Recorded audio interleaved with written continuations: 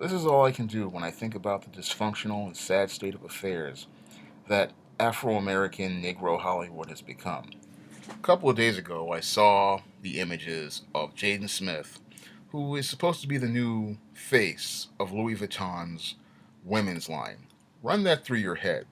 Jayden Smith, the son of Will and Jada Pinkett Smith, is now the face for Louis Vuitton's women's line.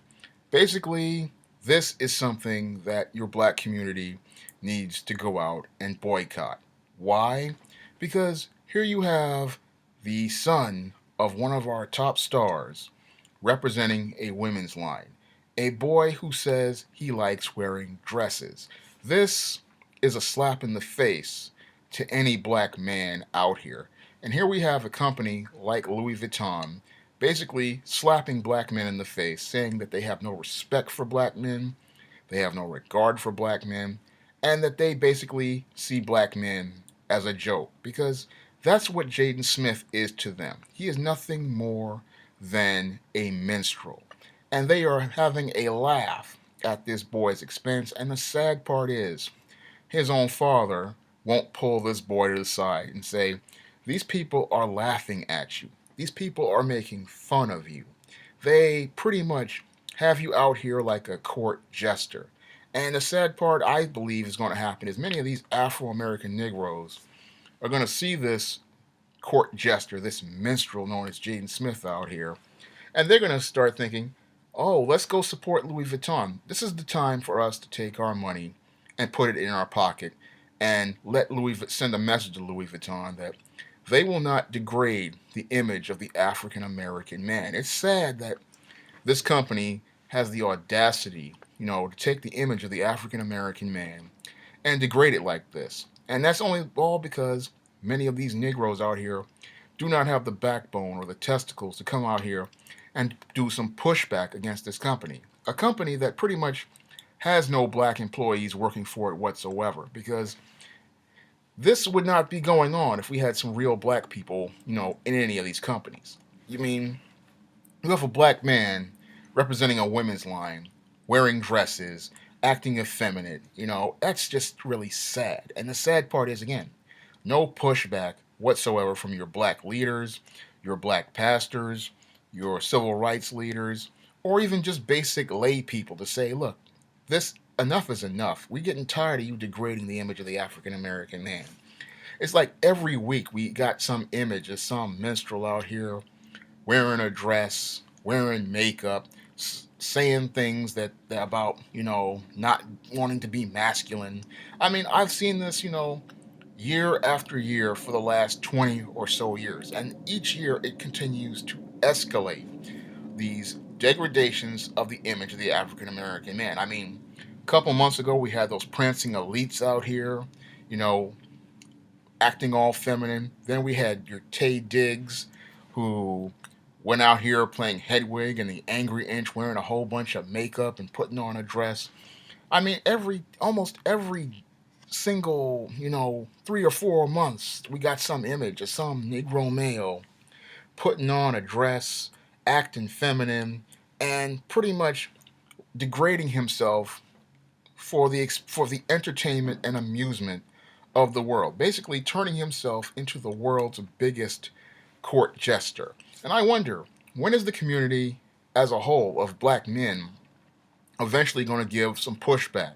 When are they going to say, enough is enough?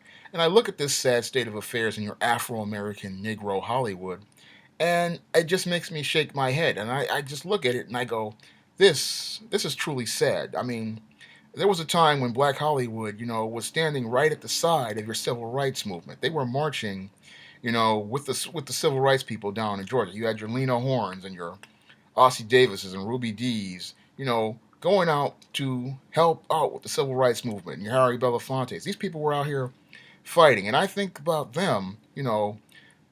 It's just a slap in the face to all of them to see your guys like your Jayden Smith out here being completely dysfunctional and being completely lost. Because I look at that and I say to myself, if I were ever running to Will and Jada Pinkett Smith, I would just tell them right to their face that they failed as parents because this boy is just a complete wreck. I mean, your boy is out here. This is supposed to be your son. This is supposed to be the boy who, you know, perpetuates your bloodline and your lineage and your history. And he's just a complete minstrel. He's a complete joke. No one can take him seriously. And the sad part is, Will Smith, as a father, has not even made an effort to pull this boy to the side and check him and say to this boy, look, they are making a complete fool of you. You are a laughing stock. You are a mockery. And they are not they are laughing at your expense. They are making fun of you, having you out here like a minstrel. And I look at the black Hollywood today, and it's just like the minstrels of the 1930s. I mean, no different. Your Jayden Smith is just the tip of the iceberg on a glacier that is about to hit, the Titanic, known as the black community, and continue to sink it further into the ocean. That's what it looks like to me. I mean, these Negroes are pretty much like generation lost. I mean, I listen to the things that they say and the things that they do. They are pretty much degrading black culture so that they can get the attention of people who just don't care about them. And it's just really sad when I think about it. I mean, I looked at your Raven Simones, your Kiki Palmers. I mean, literally degrading themselves, making complete fools out of themselves in the media. And one of the more, and then I see these other disturbing images of your Afro-American entertainers, like your Lark Voorhees and your Persia Whites, and it was just really sad. I mean, with Lark Voorhees, she was the one sitting out here. She made all these pot shots at Bill Cosby, and what she does after this, after she says her account was so-called hacked, she does is she shows an image of herself with bleached skin and blonde hair. This was the girl who pretty much, on Saved by the Bell was the token black chick, and now she's saying she's not black. And some people will sit there and say, oh, that's just her being bipolar. No, this is a trend because I looked at other images of black actresses like your Persia Whites, and I'm seeing your African American women trying to turn themselves into caricaturized images of white women. I mean, they're dyeing their hair blonde, they're bleaching their skin, and they're making every effort to make themselves look like white women. I mean, see, I've seen pictures of Little Kim and other numerous black women, turning themselves into these caricaturized images of white women.